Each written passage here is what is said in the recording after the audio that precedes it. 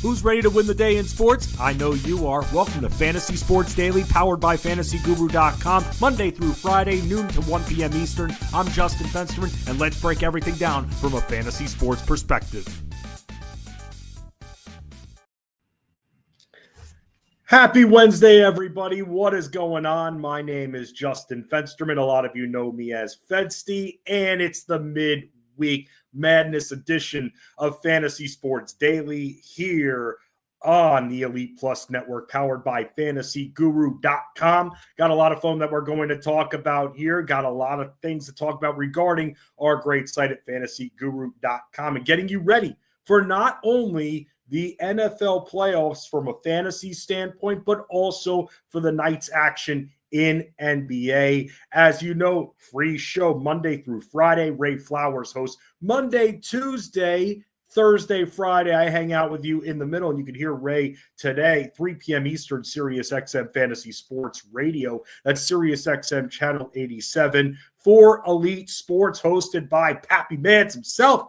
The basketball wager, Jimmy Betts is back. Jeff Mans will be rocking the SiriusXM airwaves 3 p.m. Eastern, as he does every single day, Monday through Friday. And I say that with excitement because that's right, new life, more life getting involved when it comes to NBA betting. And from the DFS standpoint, too, Jeff Mans putting in his famous alt-line parlays, and they have been rocking so far, just a couple of days in, helping everybody make money. Tag teaming all the way. Speaking of tag team, my partner in crime here, Rich Maletto, going to stop by to talk about some playoff strategy when it comes to fantasy football, because the season only ends when we allow it to end.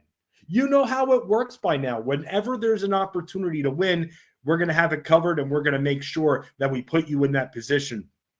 On FantasyGuru.com right now, you have playoff rankings. You've got strategy articles. You've got to make a stand. Whenever you play in a playoff league, you got to be able to take that stand, and you got to be able to make sure that you know who you're thinking is going to win the Super Bowl, to make sure you sprinkle those players in properly, not always saving the players, because let's say the team loses. At that point, you want to have a nice balance, and I'm happy to talk about all of that strategy that goes into it. But also want to tell you about our own little contest that we got going on here. As you know by now, Fantasy Guru does a lot of work with Drafters, and Drafters has our very own contest, best ball style, for the playoffs there. You see it right there. All you got to do is drafters.com/refer/mans. Code ELITE when you sign up on Drafters, and they'll match like you see right here. 100% match for $100 up to $100 when you sign up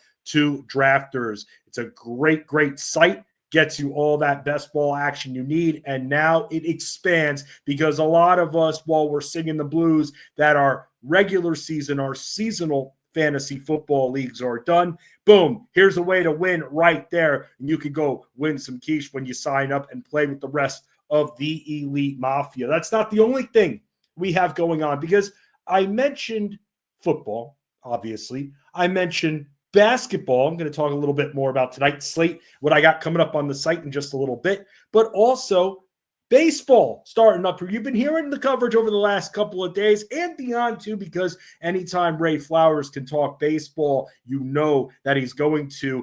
And our draft guide, as Ray has described a bunch of times, it's not just a preseason draft guide. It's your guide throughout the season. It's the guide that never leaves you. So when you sign up, you get all those rankings. You get all those prospect reports that are out there. That is where it never ends at FantasyGuru.com. It doesn't only have to be football. Ray also, by the way, for those that have been rocking with Ray Flowers for a long time, Ray really started to do betting last season. I was actually hosting the evening show on Sirius XM Fantasy Sports Radio. It was known as Elite Sports Game Time, and we were going over some live action, getting you ready for the night slate, also following along and bringing you all that live action. It was a hell of a lot of fun, but it was also fun seeing Ray venture into betting a little bit more. I put some baseball bets out there too on the show, but seeing Ray Monday through Friday have his process on what he's deciding when it comes to his bets for the night, it has been great to see that growth. It's great to see Ray jump in. So now it's not only what you're getting in this draft guide, the usual song and dance with the rankings and the strategy and the auction values,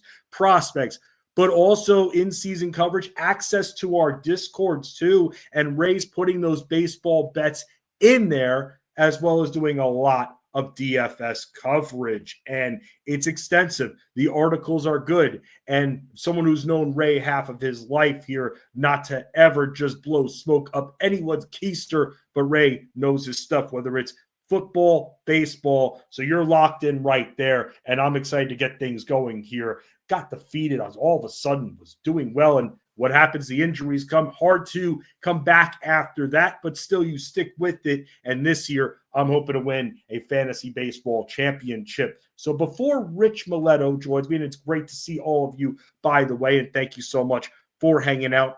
Let's talk a little NBA, because as you see, here are some of the top totals on the site that we're looking at.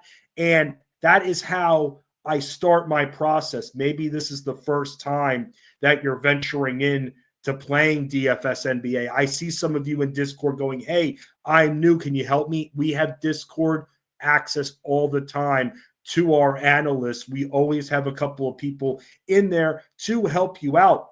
But before I go over tonight's slate, because right now, if you haven't signed up already, you're probably thinking, okay, well, this is just another site. We do interactive fun things, including Watch Along Wednesday, where you never know what Elite Mafia celebrities might be appearing in our DFS NBA Discord chat tonight, every single Wednesday, 7 p.m. Eastern. Hey, the conversation keeps rolling. I stay in there. The conversation kind of falters after a couple of hours. I leave. But at the end of the day, this is office hours for you. You're having trouble figuring out what to bet. Your betting strategies. I'm sitting in there. That's right. I'm sitting in there watching these games, reacting, telling you what I've learned, telling you what kind of growth or even what teams have taken a few steps back, because we're starting to see that already with some of these teams, and rotations are going to start to open up. In the month leading up to the trade deadline, you often see these rotations start to open up a little bit more. And that is because they want to showcase these players. For instance, the Chicago Bulls have two assets that no one really wants. But at this point, their contracts are running out. So if they can end up taking on, let's say, a draft pick and having to take on a player as a rental, well, they'll eat the rest of that contract for the rest of the season before the player becomes a free agent. But a team that has those players that they can't give up, the Chicago Bulls, Zach LaVine, Nikola Vucevic, we're seeing them take on even more of the offensive responsibility. And I'm noticing it shifting away from the plethora of Bulls guards that they have and more going towards these two featured players. I'm seeing Zach LaVine on the ball a little bit more, whereas maybe a few weeks ago, you couldn't pay me to pay that asking price to put him in my lineup. Now, all of a sudden, Chicago taking on Indiana, that's going to be a very fast-paced game. You don't just attack Indiana like you did last year. They have matured when it comes to their defense. Still missing Aaron Nesmith, and when Aaron Nesmith comes back, that might be the time where even in fast-paced situations where I look at unders, because teams that move fast but can step up defensively, that is where we find our unders in betting. But for DFS tonight, yes, I'm going to be looking at a Zach LaVine until he is traded. I mean, the Bulls right now have a pretty simple game plan. Feed Zach, and when Zach has the ball, feed Vooch inside. Vooch inside is a better Vucevic. But Zach LaVine has been on fire when it comes to his shooting as well. The price point, looking on DraftKings, is $8,100. Not that ideal. I don't love that. I like it in this environment. And previously against the Pacers, he scored 32 points.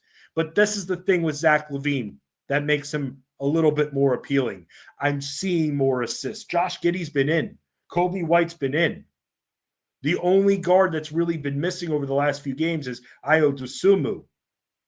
Lonzo Ball, we were just told recently, because when Lonzo Ball is in there, that usage a lot of the time goes to him. Fantastic playmaker, just can't stay healthy. But we found out recently, in the last day or two, that the Bulls are going to keep his minutes in check. You're going to see Lonzo Ball for about 25 minutes. And in situations where the Bulls are up big, you know they're going to pull him back. Zach LaVine, though, with Lonzo Ball limited and Dosunmu out, Zach LaVine, to me, stays appealing. Should be on the ball a little bit more. Don't like the fact that he only had 3 boards and 3 dimes the last time he played Indiana. But with the way this guy has been shooting, hitting the 30-point mark in 4 of his last 5 games, and helping out enough on the glass, and helping out enough when it comes to getting those assists and seeing that consistency, I'm fine with him tonight at this price point. But this is one of those things where even though the game environment is strong, and when I'm writing up my DFS content, which, by the way, I'm on the write-up, it'll be out later today. I'll have bets out there too. So you'll all see that. And this is what happens when you sign up at fantasyguru.com. And for those that might just be tuning in, I mean, this is a free show every single day, but what it is, it's a vehicle so you can sign up and rock with the rest of the Elite Mafia here. To sign up, any plan that you want, including, hey, football's done, upgrade, MVP plans, there is the place to go right there. So when I'm writing up these slate breakdowns, and for those that don't know, or those that just elect not to read the article, I shake my head, because it's not only the analytics side of it, the statistical side of it. I'll add a little sentence or two because I write a lot of blurbs. It's almost like I'm a newspaper writer or something like that. I'll write blurbs for each player, but I'll also write little tidbits of what I've been seeing. Is the player just camping out at the arc and not really being involved in the offense outside of emergencies? You know, the shot clock is winding down. The offense has no play. This player happens to be somewhat open at the arc and can hit 30% from downtown, so they're going to shoot. Or are they a big piece of that offensive pie? I am looking for that volume. And as we will see, some of these teams, and we've already seen it with the Brooklyn Nets that are looking to sell. That doesn't mean that when they're on the slate, just completely ignore them. Yeah, they're probably going to get their ass kicked by 25 points. What? That's where we find our value. That's what I'm looking at. When it comes to big-time spreads, could be very scary. But at the same time, that's where we can look and take advantage of that value. The Wizards Sixers, you would think the spread would be probably 20 on this, but it'll be interesting to see if Washington can get up, because Kyle Kuzma, we're going to have to watch the injuries with that. Hurt his calf, surprisingly. Guy's been hurt all year, it seems like. And Joel Embiid and Paul George aren't going to be playing in this game, so maybe Washington is able to keep it close. But that's where, when we're looking for value, that's where I can look. And I know I'm kind of talking about little strategy tips when referencing these games using this slate as a backboard. I deal with a lot in pace. I've said it before and I'll say it again. Pace produces possessions, PPP. You want your players, especially the ones that you're paying up for that are in slow-moving offenses, to have that ceiling. And to have that ceiling of shot volume and time with the ball, you got to have possessions. So if I'm looking at a slow team, let's say like the Knicks, and the Knicks are going up against Chicago, the Knicks are going up against Washington, whoa, I want to pay up for those guys. I know the offense runs a lot more through Karl Anthony Towns, which, by the way, Towns is questionable tonight, and that's a big one right there.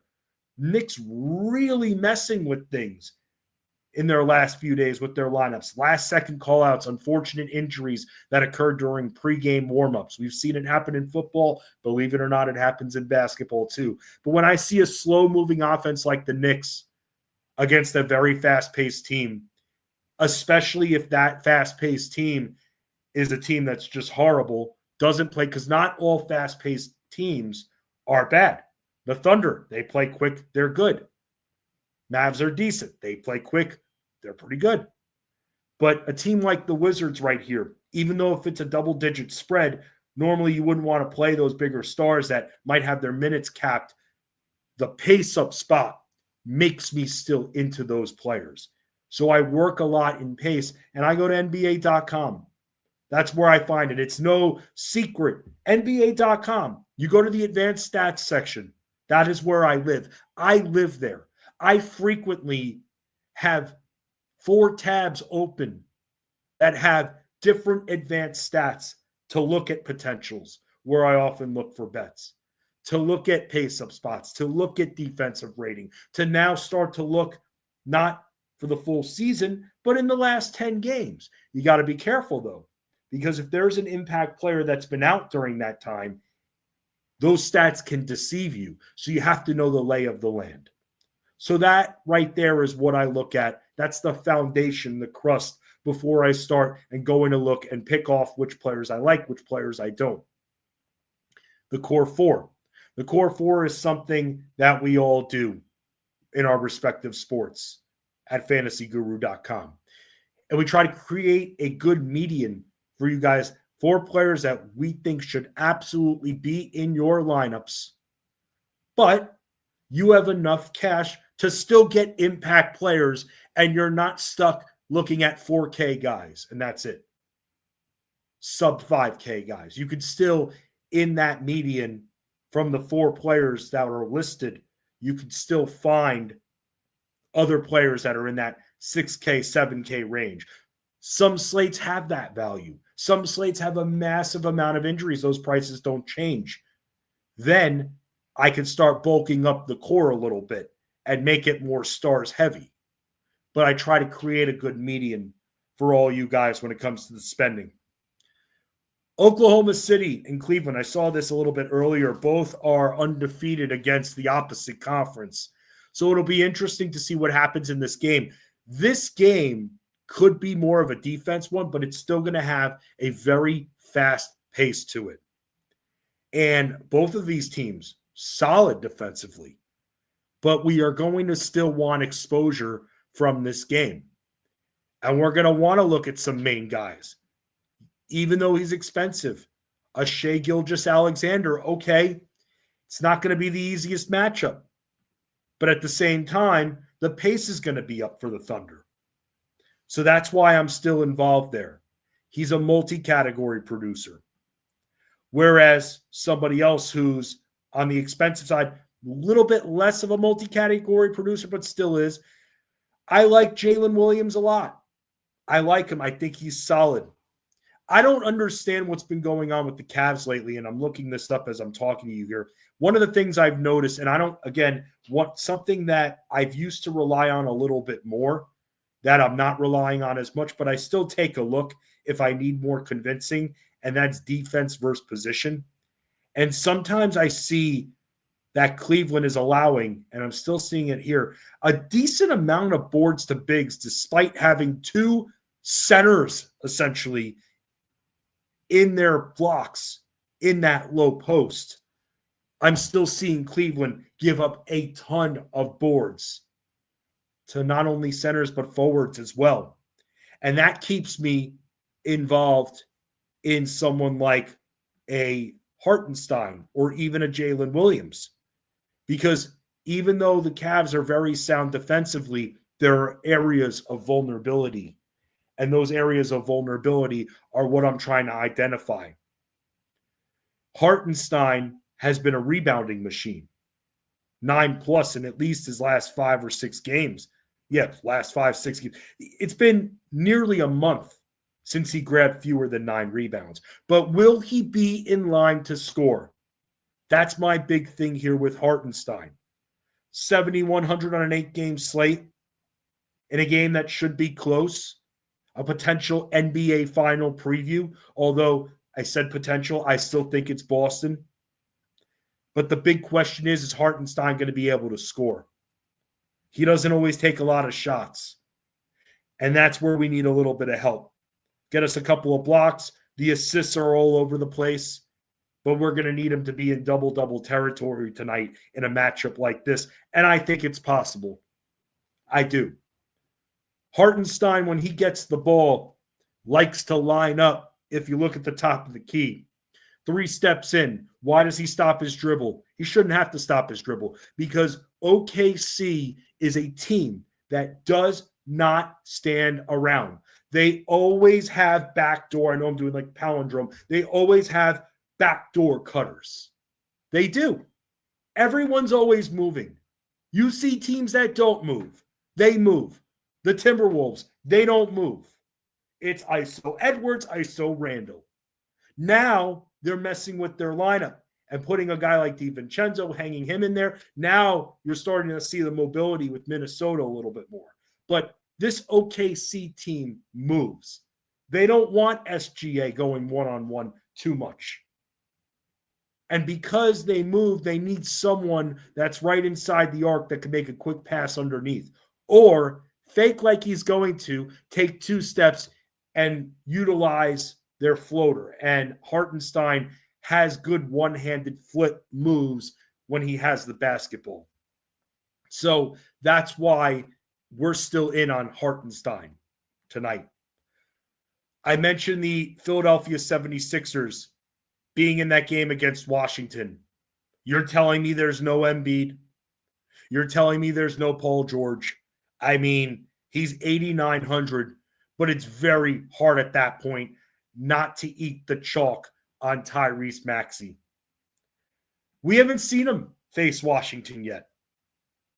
But it's an amazing pace-up spot for Philly.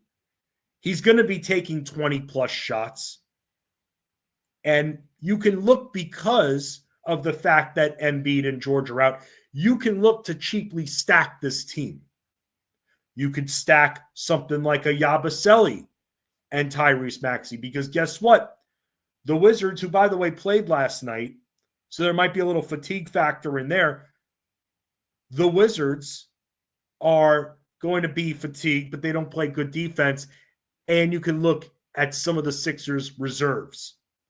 And that's where Yabusele comes in. That's a cheap stack right there. Because, yeah, I guess you can look at Maxey, Oubre if you want. That would make sense. And stack them for cheap. Like Kelly Oubre has been dominant his last few games. I don't know what's happened, but the aggressiveness has absolutely improved with this team. I think he finally realized that he's just going to be someone that's going to be a passer if he doesn't keep moving around now that the Sixers team is healthy or was healthy. Jared McCain was good, tore his knee up. Joel Embiid, shocker, in and out of the lineup, not going to play back-to-backs. Paul George, in and out of the lineup. Kelly Oubre is going to be more of an impact piece. And at 5,100 tonight, that's an example of someone who, if I'm not coring Maxey because of the chalk, you do it in the cheap sense for a guy who's 5,100 in Kelly Oubre. Oubre's had 15-plus points in both of his last 2. He should be playing 35-plus, not thinking that this game is going to be a 25, 30-point game. Maybe if Jordan Poole doesn't play, Brogdon doesn't play, then there's still a blowout on the line. But for 5,100, we take that risk right there. We absolutely do.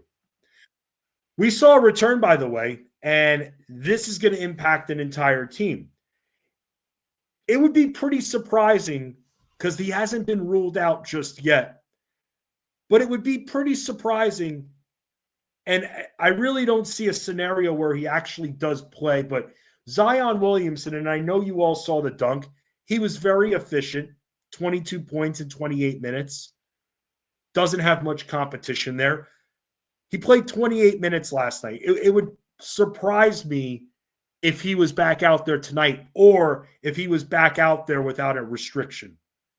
Portland's the type of team where they're really not that good and they're missing a couple of players. They're missing at least Jeremy Grant, which for that particular matchup does help. I'm not paying 9,100 for Zion tonight. He could go off. He could be hella efficient again and go off. I don't see it. I really don't see it. I'd be kind of surprised if he was active, but I'd also be surprised if he was unleashed. That's my problem with Zion Williamson tonight. And that because we don't know the scenario here and we don't know the situation and the game environment is so freaking good, it's hard to, at this point right now, tell you what direction we go when it comes to the New Orleans Pelicans. He holds everyone down if he plays. Trey Murphy's out, so you got to look at one of the guards. I'd be more inclined to pay for a DeJounte Murray if Zion is out, or at least being like, hey, he's restricted to 20 minutes tonight. So that's what we're talking about when it comes to the NBA. I'll have my article out at fantasyguru.com a little bit later on for the DFS 8-game breakdown. I'll be in the DFS NBA Discord from about 6 p.m. until 9 or 10 p.m., helping you build lineups and then watching these games and sweating all of our action together. So make sure you're in there. Make sure you're hanging out. It's going to be a big time watch party as our chatter right here now entering the main stage. You know him. You love him. He is the Bosco himself. It's Richie Maletto from fantasyguru.com. What's going on, Rich? What's up, man? How are you doing, Fensty? Pretty good, man. Ready for another big NBA night. Watch along Wednesdays here. Jeff's putting in his alt line parlays in the NBA betting now. So it's been a lot of fun, man. It's just getting that football crowd starting to venture on towards basketball, man. It's like a shot of dopamine, man. I'm ready to roll. And this is a great week to do it, right? I mean, we got the college playoff Thursday, college playoff Friday, full slate Saturday, Sunday, Monday. This is perfect. This is a nice primer. Let's get in, get some basketball, start getting our feet and toes wet, and get ready for the long NBA haul here. Yeah, absolutely there. And by the way, it's not only about the NBA, as you know, Rich, because we've got playoff fantasy football we're getting ready for. And I love it so much, man. And I know you love it because you've got your one and done strategy article up at the site right now. We've got, as everybody's seeing right here, and as I referenced before, we have our contest going on Drafters there, a little promo code for all of you when you sign up on Drafters. Also, player rankings that are specifically modeled for drafters. Jeff Mans has his playoff fantasy rankings up there. It's just a hell of a lot of content. It's like, did the regular season actually end? Not at Fantasy Guru, Rich. No. It did not end. We're still in full football mode, and we're going to be probably in full football mode for another, month or so? Yes, sir. Yes, sir. So let's talk a little strategy here. First of all, we know obviously that you're into the one and dones. I play in multiple playoff contests. I play in a one and done, and I also play in a set them and leave them, where you set a hefty lineup and then that's it. It's kind of like best ball style. And as your players get eliminated, there is no replacing or anything like that. So do you like the set them and leave them, or are you just a one and done guy? Honestly, my favorite way to play during the playoffs is DFS. I like the smaller slates. I have a lot more success with the smaller slates. I think the reason for that is you have to know those secondary and third guys. Because of them being smaller slates with only a couple of games, you can't get away with the luck of, stacking the right guys and the one-offs. Like Russ said, the snap percentages, they go, the main guys are going to play. So you really, if you know football and matchups, I feel like you have an advantage with the smaller lineups. There's a lot less luck involved with the BS, 20 lineups and throwing paint, seeing what sticks on the wall. I am actually not a huge fantasy playoff guy. I do the one and done. The article, Rich. I know. I play them. It's not something I do a ton of. I love drafting, so I like to set them and forget them because I like drafting. But I'll be frank, I don't have a ton of success with them. I have a lot more success on the one and dones. Some of that's because I've kind of tweaked. I do things, in my opinion, to avoid pitfalls, right? So I feel like I give myself a chance when others maybe could have made a couple of small tweaks and would have been in a lot better position than I was in, right? And the one and dones, you can't get caught chasing. You've got to get some points early. At the same time, you can't leave yourself hooched the last 2 rounds with the championship games and the Super Bowl, where it's very limited if you're one and done. There's a lot of guys that aren't going to be out there. You'll be throwing out their second and third backup tight ends, hoping they catch a touchdown that day on just because, right? Right. So I enjoy, anytime I can do a draft, I enjoy doing a draft. So yeah, I have no problem with the best ball and the set 'em and whatever. I just don't have a ton of success with them. I feel like there's a lot more luck involved.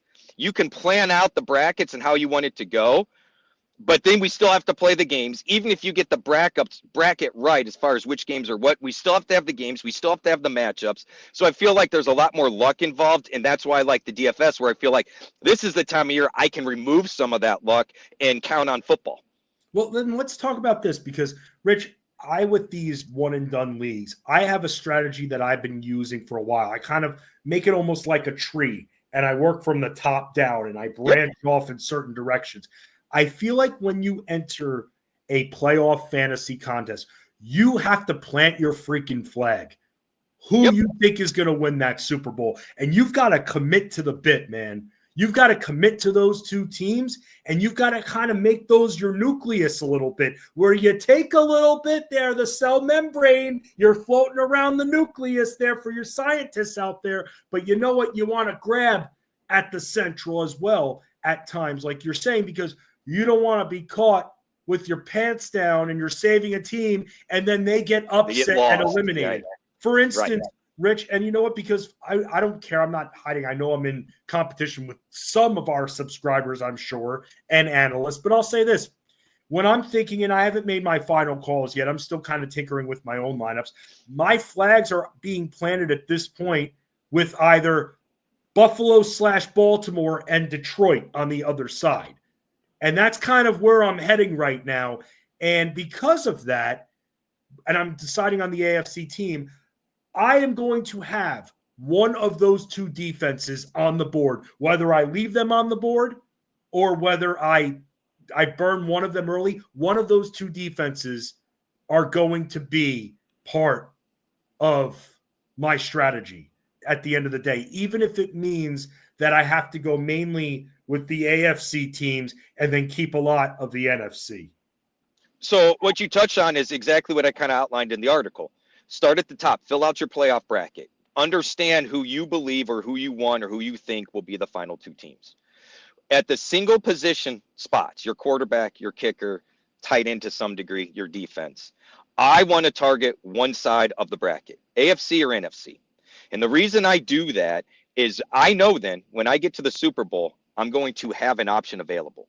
I have been caught where I did pretty good. I'm scoring a lot of points, and all of a sudden I got to the Super Bowl. I don't have a defense left. I don't have a quarterback left. I'm having to use a backup quarterback in the hopes that maybe it's a blowout, maybe there's a short-term injury, something BS and fluky I don't want to cheer for. So for me, for this year, and I'm not hiding this, I am using, for the run, I'm targeting AFC quarterbacks.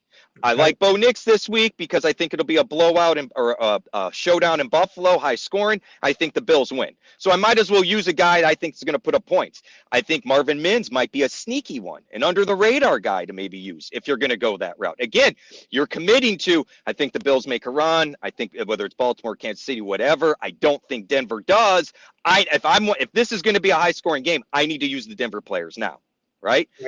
So my goal is to be able to use probably Knicks this week, but I want to be able to use Lamar, Allen, and or Mahomes all the way up into the Super Bowl. That's my goal. That's my target. So I'm focusing my quarterback position on the AFC side. I know then whether it's the Lions, whether it's the Vikings, whether it's the Eagles, I'm going to have a quarterback available to me come Super Bowl time. Right. I know this for a fact, right? So that's one way. And I do the same thing at kicker and defense.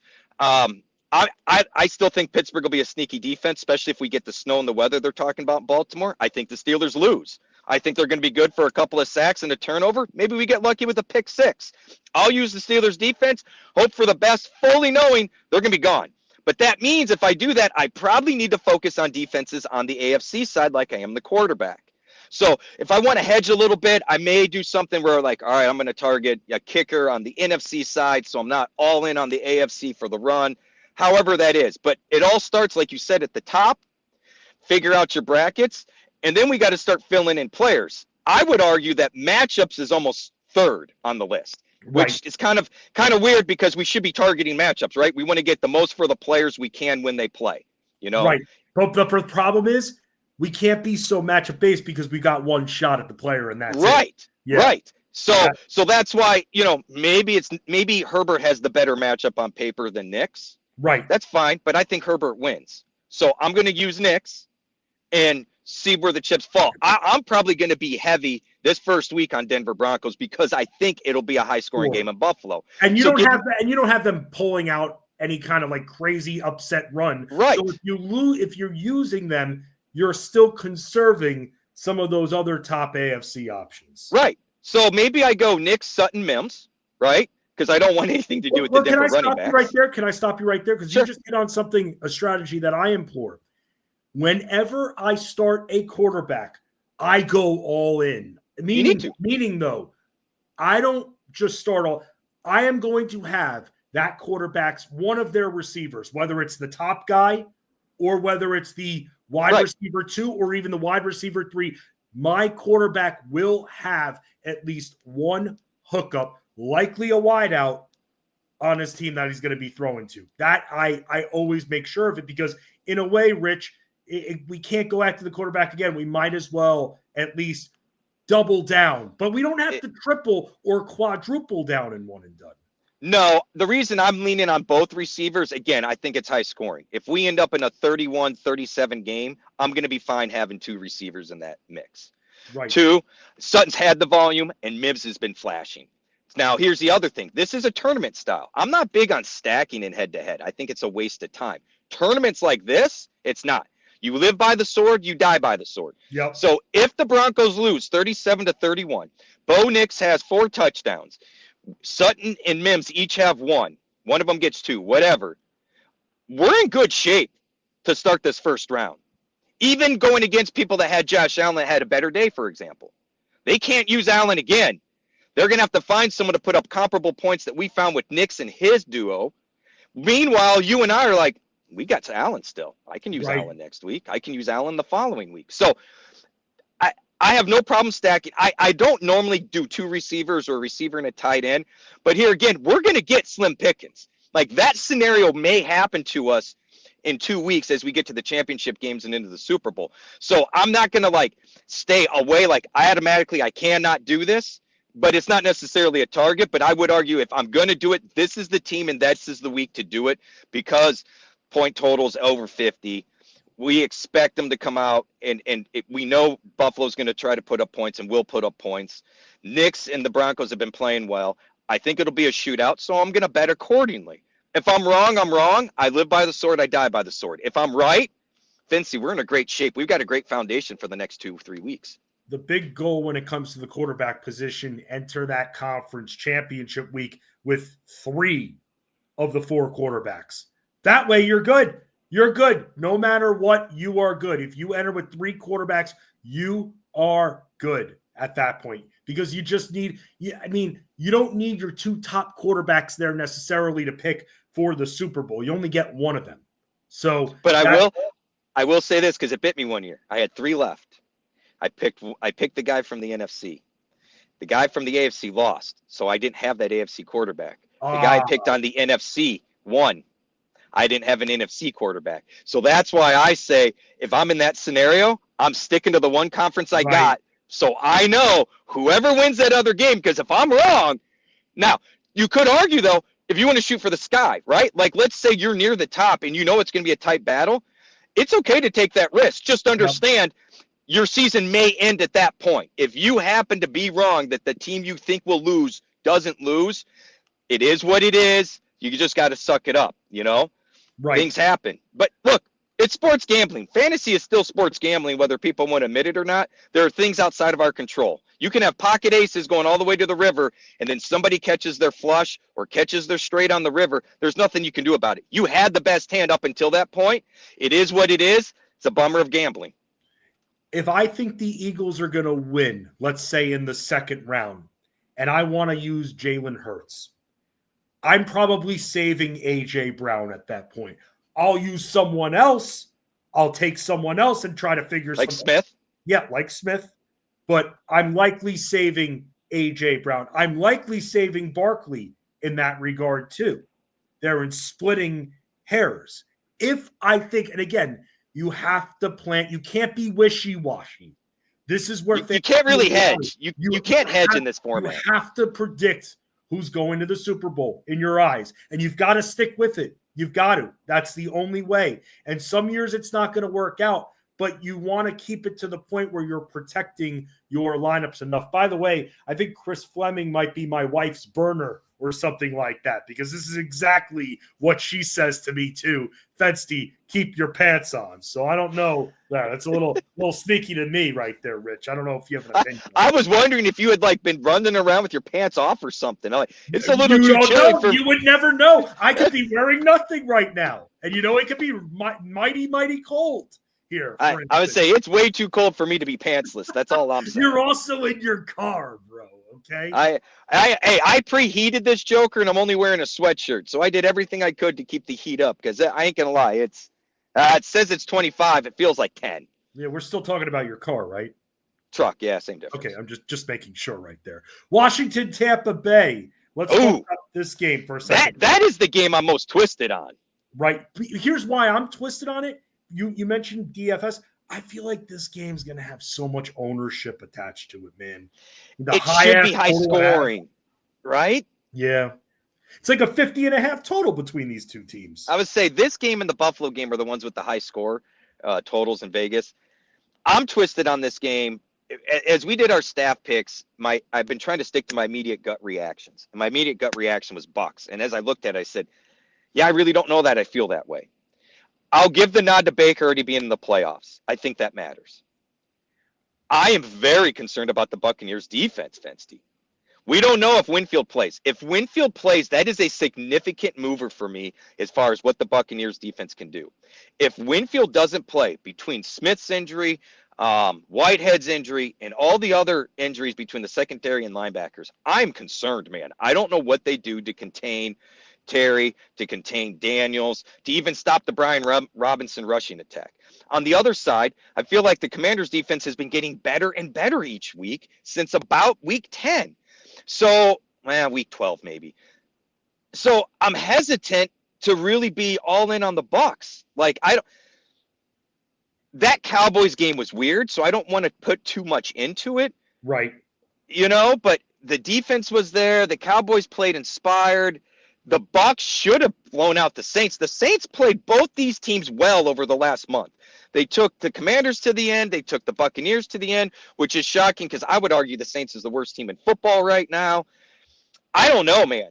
I'm with you. There's going to be a lot of ownership, and that brings you to a good point. If there's going to be a lot of ownership, is that a good game to pivot off of? Right. That's kind of what I'm wondering, too, leaving the one-and-done conversation, because I could see myself this week starting Daniels and Zacchaeus or something like that.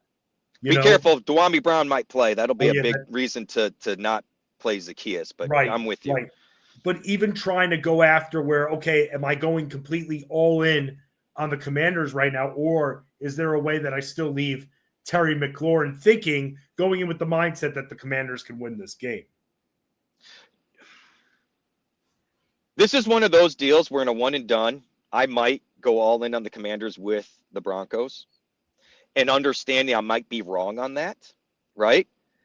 And then in a DFS lineup, go ahead and maybe pivot from that game or focus on Buccaneers. That would be my hedge. Do you know what I'm saying? Right. To try to share the love that way in two different contests, because it's going to be tough. Whether you use the Commanders or Buccaneers, based on Vegas, how Vegas thinks this game is going to go, you could very well be in the catbird seat of getting a lot of points from the team that got eliminated, or you could be kicking yourself in the butt going, crap, I used a whole bunch of those guys and I can't use them now. And now I think they might beat the Vikings or they might beat the Rams, and I don't have an option here.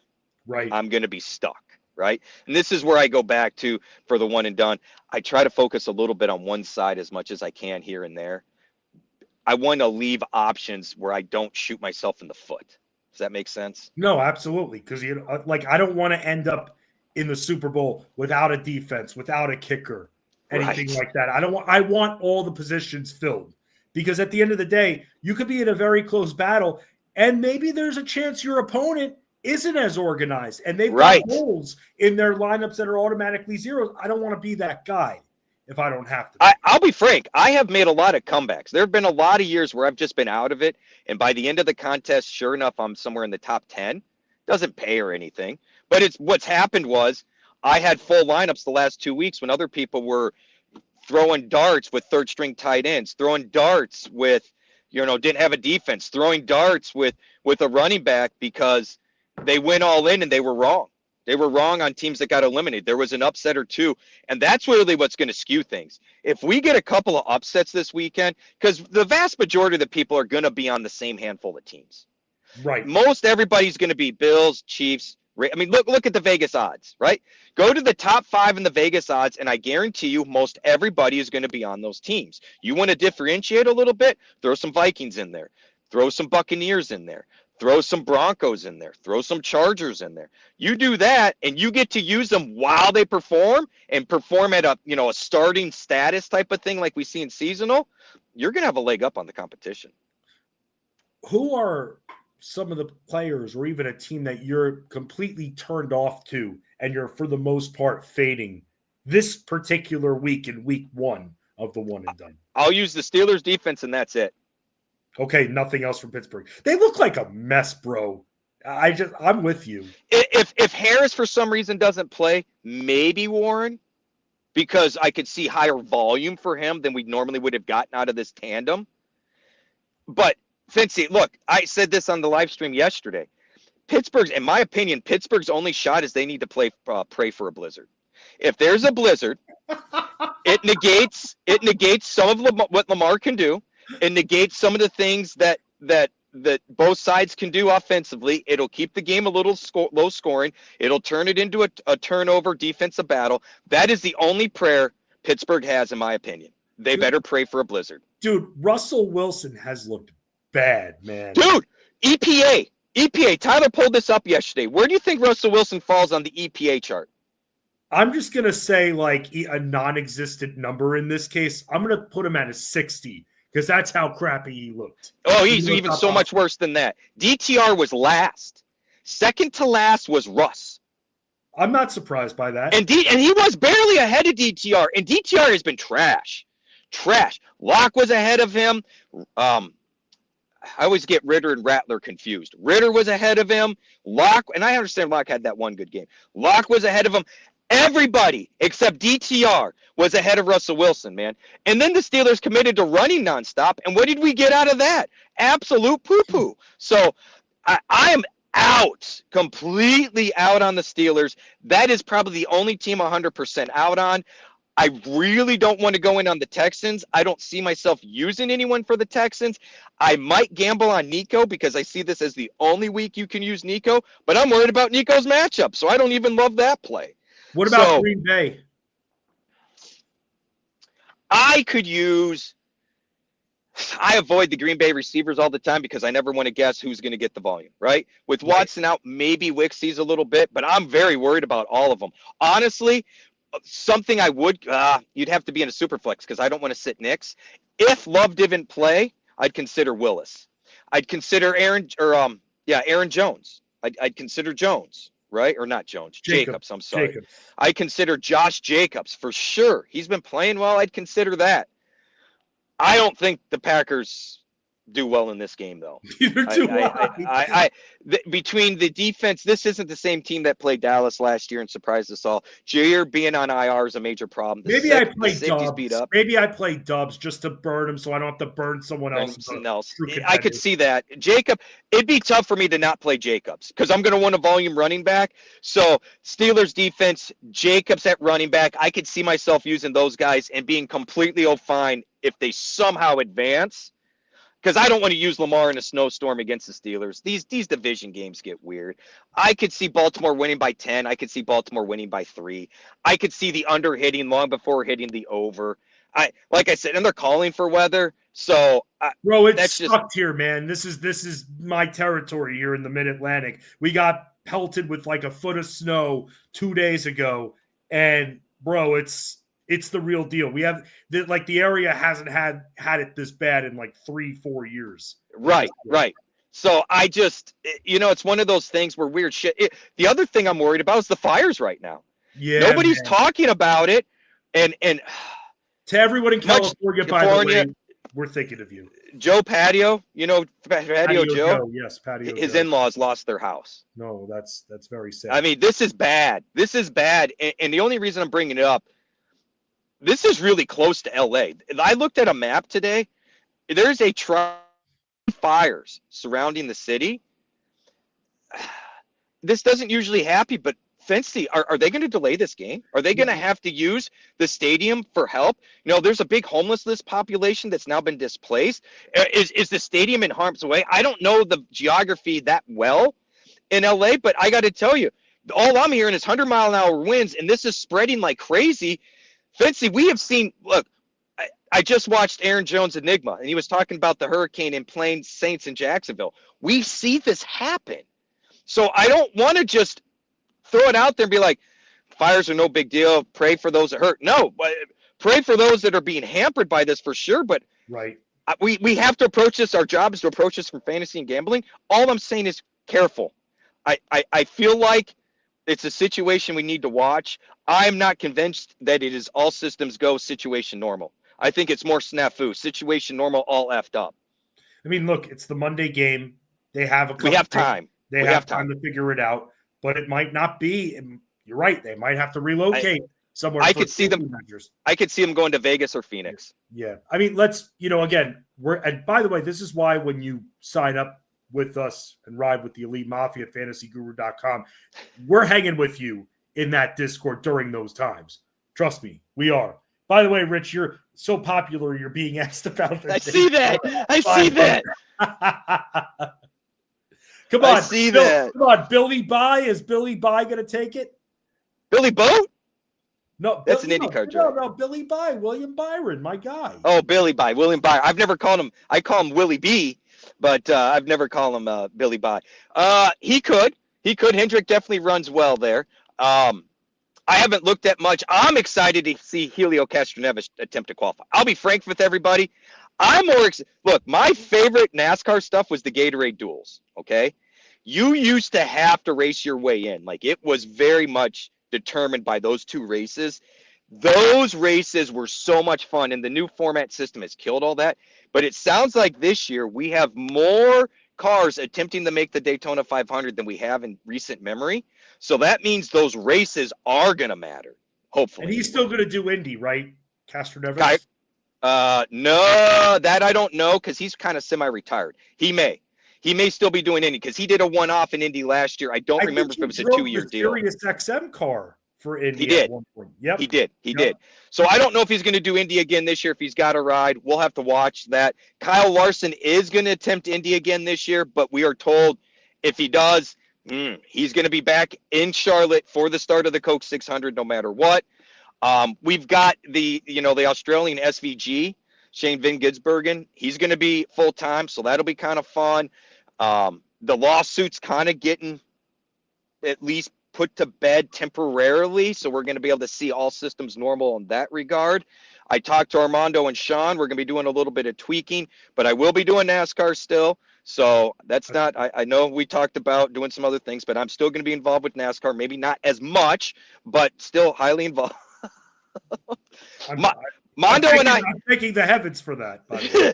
Mondo and I had a great conversation. I really appreciated both him and Sean's approach, and both of them appreciated helping me scale back my time on it. So I was very thankful for that. So Rich, these sports are very tough. And I think our subscribers underneath it all during the biggest wins and the tough losses, I think at the end of the day, subscribers to any website just want to know that you're there for them. And it's not as much you can put 5 hours into a single article, but at the end of the day, I think that's the burden of proof right there. Just being there for the subscribers. And you've been that person, whether you put 10 hours of written work into it or not. So one of the things we found was popular last year was my gut shots, right? That seemed to be very popular. I would put in the article, hey, I don't have a lot of good data to give you. Here's my gut shot, and here's why, right? They were very popular.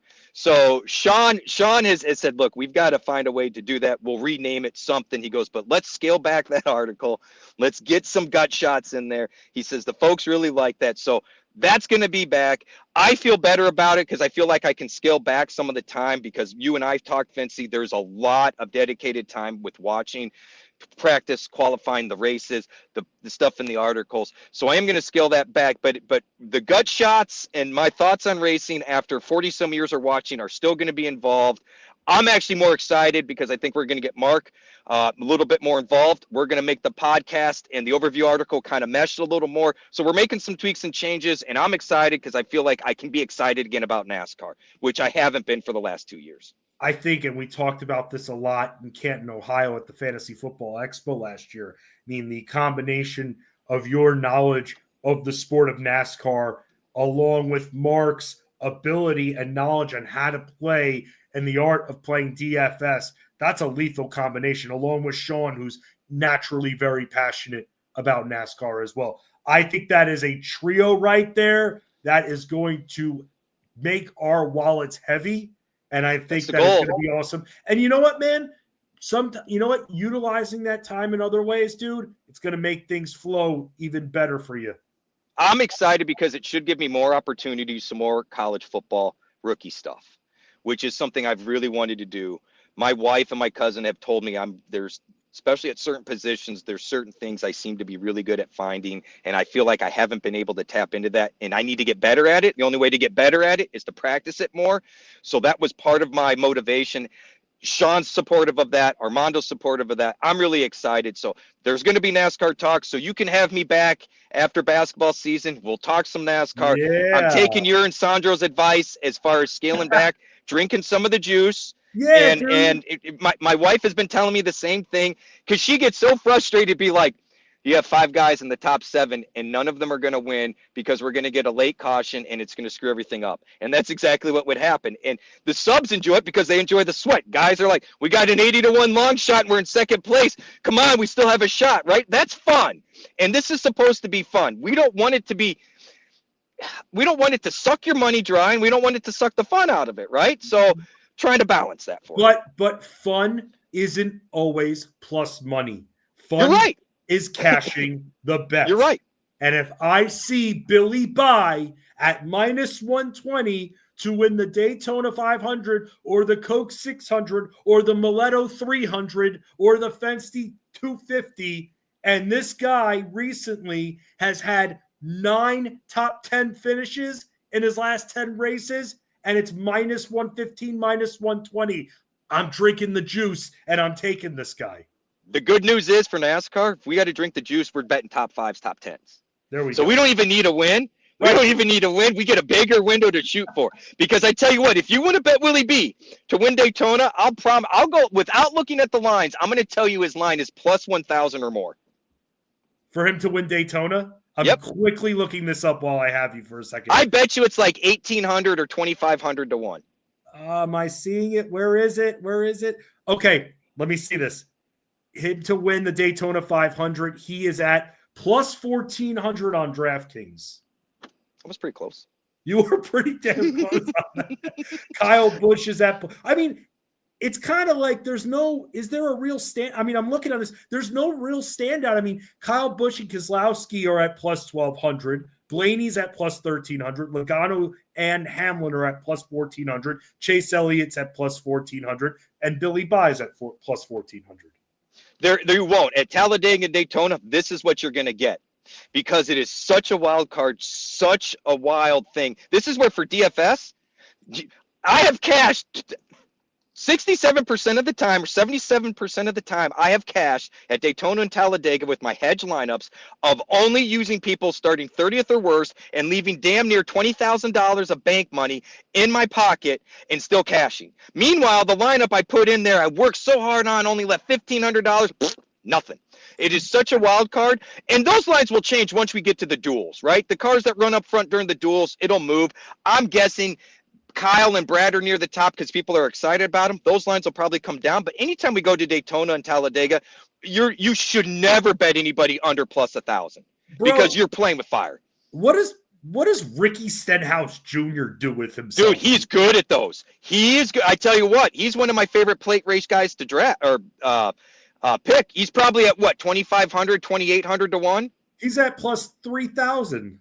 Oh, I was close. Yep, Yeah. 3,000 to 1. Forget about some of these guys. Like this year, I want to play a little bit more, especially on the DFS side with NASCAR. But there was a time when my father-in-law, who's very into cars and everything, just loves it. We were kind of like putting together some lineups, and I'm seeing these names that I haven't thought of, like Austin Cindric, who's always like that. He's good at these. He's like that cheap 6,800 guy that's like, oh, okay, you know what? He's done well in the 400s before, so you know what? Let's just put him in there as just a value play, a punt play almost. Cindric does well on these tracks. Bubba Wallace does well in these types of tracks. Interestingly enough, I'll have to go. I always forget this. I want to say Brad has won it. I believe it is Talladega. Brad has an incredible record at Talladega, and it's the exact inverse at Daytona. And the ironic part about it is he's notoriously run up front. He and Joey Logano do a really good job of blocking and making that car wide, and they run up front very well, but they get snake bit. Daytona 500, look, Dale Earnhardt. I could talk stories on Dale Earnhardt in Daytona. The guy has won the most races there and only has one Daytona 500 that he won 1 year or 2 years before he died. Has the most wins at Daytona and only has one Daytona 500 win that eluded him for 20 some odd years. It's just very interesting. So we'll have some. As far as DFS goes, Daytona and Talladega are some of the best to do. We can put together 5 $1 lineups and approach it from 5 different ways and have a good chance at cashing. Like it's that type of format. Yeah, I mean, I remember when our Game Time show started at Sirius XM, the first night it was Daytona and it was delayed. I think it was the rain delay or something that brought it to Monday. And the race was delayed even more from the rain. And then all of a sudden, when we got on the air, it was like the final couple of laps. And I believe our boy Phil Backer picked the winner that night. So that was really great right there. But hey, look, you like it. See, Ruby, you put it into existence here. You drop a little, hey, NASCAR comment. You get about 15 It's a NASCAR song. I can't get it out of my blood. What can I say? I keep trying. That's good, man, because you're coming on these streams being like, I don't know, Fensty, I don't know. I'm like, don't retire. I mean, like, and boom, doing the NASCAR, hanging in the saddle. They'd send a thank you to Sean and Armando because they're a big reason why I didn't. Well, they're a big reason for a lot of things at Fantasy Guru. That's and a true. Lot of great That's things. true. They That's are, true. both of them. Dude, I feel like Armando is like my therapist for half the week. Right? Yeah, and speaking of my therapist, Armando, starting next week, Rich kind of alluded to it. We're going to do a little switcheroo here for a little bit because this stream is going to turn into a very heavy basketball stream. The slate is a monster Wednesday slate most nights. Armando Marsal is going to join me to break down the NBA slate, and it's going to become very NBA heavy. But I have a good feeling you'll see the mongrel Rich Maletto appear on these streams, and he won't be a stranger because we got NASCAR season coming up. We got baseball season coming up. Give Rich a follow at Fantasy Bosco on X, and also catch him and Rich Maletto in our Discord too. Rich, what else you got coming up on the site? Not much, man. I'm getting a little bit of a reprieve, and I can't lie. You deserve it, though. I'd say I told Armando, I said I overestimated the grind because I said NASCAR and football overlap until mid-November. So, I mean, it's half a football season before I get like a small little reprieve. So that's where all the thinking and talking, like I said, they helped out with that. So scale back a little bit. I'll be in Discord. I'll be helping out with one and dones and drafts and all that. I've got my playoff article out, but otherwise we'll probably see a little bit less of me over the next couple of weeks until we get into NASCAR season. Yeah, I mean, get into NASCAR. We've already gotten into NASCAR. We did like a quarter of the show on NASCAR here. That's the thing, man. I'll just say this and then we'll go. I see some of these names I haven't thought about in a long time, and it gets me going and it excites me. And you were talking about Elio Castroneves, and I like seeing like the Indy guys now all of a sudden driving in the Cup Series. Right? And vice versa too with Larson, which we talked about a lot last year. Larson going in on Indy and everything. Didn't he? And just, jog my memory. Didn't he try to do both races in the same day? And it's like, was he able to do that, or physically it took a lot out of him? it physically was an issue. Indy got rain delayed. So what happened was the Indy race didn't start on time. And so he was going to have to get out of the car partway through the race. I forgot what lap it was. The frustrating thing, at least as a race fan, I hate this whole waiver thing and all the fans in NASCAR getting mad because I miss when drivers used to do this more. They didn't used to be on the same day. Like this double goes back to the 70s, but it didn't used to be on the same day. Once it got on the same day, it kind of killed all that. Then Indy pushed back the start time. It killed all that after John Andretti had done it, after Robbie Gordon had done it. So it was really exciting from my perspective to see it. Larson was rookie of the year. Larson was the fastest rookie. Larson was a top 10 driver. I mean, he ended up screwing up on a pit stop. But again, as a rookie, not being there before, not shocked. He's not used to pitting these Indy cars. This is a big difference, right? Sprint cars, you don't have to do that. So I hope we get weather to cooperate, so that we get to see both, because it is a physically enduring thing. And I think he can do it. Most people were kind of, shooting jabs at him because he's not a real big guy. Doesn't look like he's, working out all the time. I'm like, guys, he spends all day at the dirt track nonstop, racing every day of the week. Like, cut this guy some slack. Trust me, he's in more shape than you know. So I want to see both. And hey, as much as Daytona's what, the week after the Super Bowl? Very or 2 soon. weeks. I mean, Very so we're talking about a small playoff here for football, and then it's race season. So we're on the cusp of it.